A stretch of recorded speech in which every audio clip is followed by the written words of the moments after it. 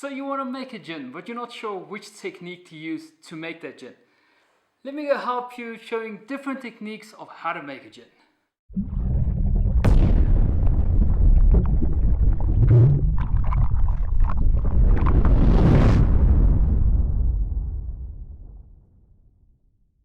Hey everyone, Distiller Greyling here, one of your favorite home and hobby distillers. In today's video, I want to look at different techniques of how to make a gin. When it comes down to the actual process of making gin, there's really a bunch of different techniques. And I just want to break down some approaches that you can use. I want to cover some of the following techniques. I want to look at maceration or steeping without distillation. I want to look at maceration with distillation, direct infusion, vapor infusion, vacuum distillation. Then I want to look at maceration after distillation and then touch just a bit on flavor runs. It's going to be a lot, but I'm going to try and break it down easily for you guys. First up, I want to look at non-distilling, maceration or steeping. Now this is the original and most common way to make gin and is also known as bathtub gin. Now guys, bathtub gin is not when your wife is taking a long nice bath and you bring her some gin to drink, even though it would be nice. For this technique, distillers would add an ethanol or base spirit with the botanicals into a holder.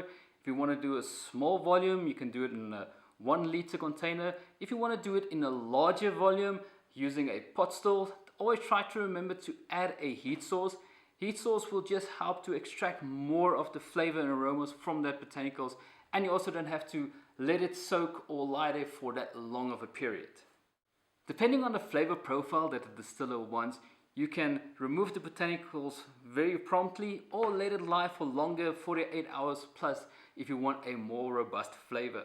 Steeping makes it easy to produce unique products.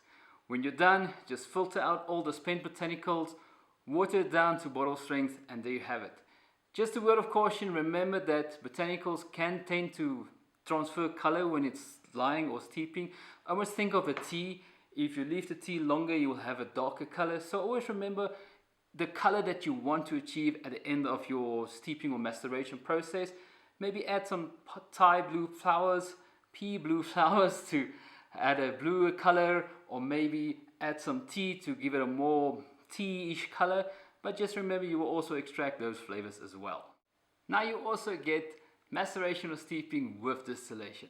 Some distillers would macerate or steep their botanicals inside the ethanol or base spirit before distillation. Now, some distillers say that you can leave it for 48 hours. Others say you have to distill it immediately because it tends to stew almost the botanicals inside the ethanol. It doesn't matter, whichever one you prefer, you can go with that. When the maceration or steeping process is done, the botanicals again is filtered out and only the liquid is left inside the boiler, and then distillation starts. You would then produce a spirit full of those lovely aromas and flavors of all those botanicals that has been macerated inside your base spirit.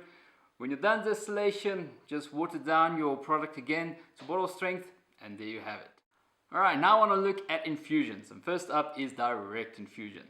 When you have your maceration with your botanicals still inside, do not filter out the botanicals, leave it in there and add everything straight to your boiler. Or better yet, summer macerate inside your boiler for that matter. Now remember, you don't want to burn your botanicals onto the bottom of your boiler, so it is good practice to have a type of jacketed boiler or an agitator that keeps on stirring the botanicals.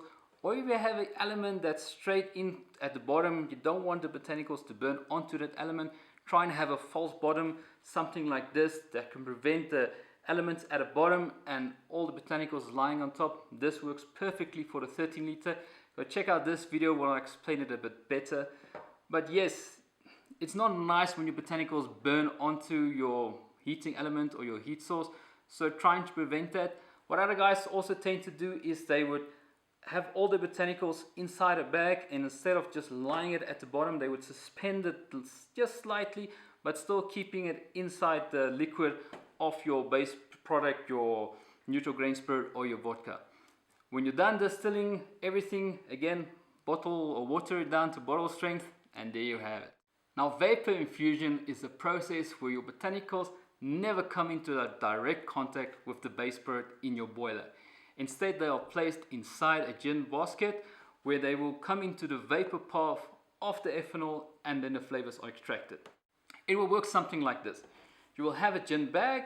Inside your gin bag, you will place your botanicals. Your botanicals will then go straight into your gin basket, and that gin basket will then go into the vapor path of your boiler and just sit there.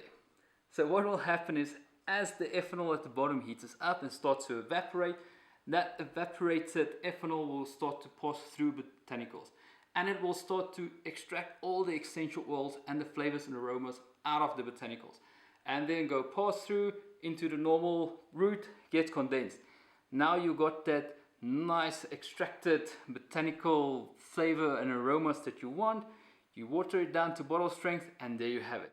It's also sometimes said that it gives you a more gentle flavor of your botanicals for your gin. Now you can also use a combination of these two infusions. You can have your heavier botanicals inside, macerating or direct infusion at the bottom, and then in the vapor path you will have your more lighter or fragile botanicals that you can still extract the flavor from. And there you can then have a type of best of both worlds to get your unique flavor that you want for your gin. Vacuum distillation is also known as cold distillation. Now, as the name implies, vacuum distillation is the redistilling of botanicals that takes place inside a vacuum. Now here comes the techie science bit. A vacuum lowers the boiling point of your ethanol inside your boiler, where it would be normally be around 85 to 95 degrees Celsius. With that lower temperature, your botanicals tend to be cooked less, giving it a more fresher flavor at the end of your run. Thermosensitive botanicals tend to benefit from this vacuum or lower temperature distillation. Think typically of your rose petals or even cucumber for that matter. With vacuum distillation, just remember that you have to have specialized equipment. Always make sure that your boiler or whatever you have got a touch can handle the vacuum, and that you don't crush it as you start it up. Vacuum distillation is also kind of expensive to upscale. Having a small boiler, it's not a problem, but when you're going for a 200 or a 400 liter, it tends to get expensive having all those vacuum equipment attached to it to bring the temperature down where you want it. Now you also have maceration and steeping after distillation. Now this is normally done when you want to add a specific color to your gin, maybe a type of a blue or a pink or whatever you want.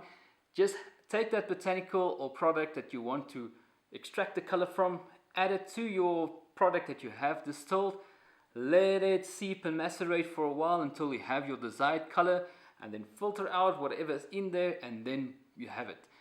Bottle it down, water it down to get to bottle strength, and you have your product. Just remember that for commercial reasons there is some restrictions on colorants, so don't just add any colorant.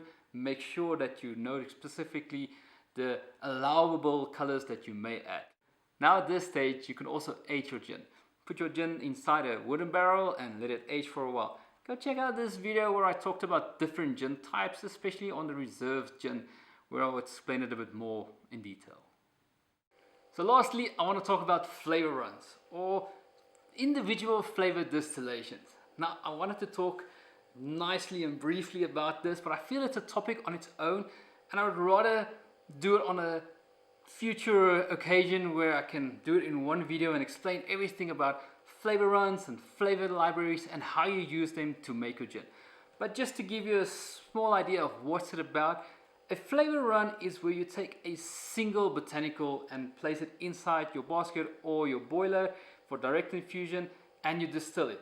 And it's type of a way where you can have that single botanical flavor product at the end of your run, where you can have different types of botanicals, single flavored runs, and it's also help you to discern the taste of the different botanicals and the smell of the different botanicals. And at the end of the day, you can add certain ratios together to make a gin. Like I said, I think I'm gonna make one video where I explain flavor runs on its own to give you guys a more better idea, and then I can go a bit more in depth of it. I hope it helps you to see what's the different distilling techniques there are for gin and how you can make it. Until I see you guys again, remember to be awesome, to be kind, and be yourself. Cheers.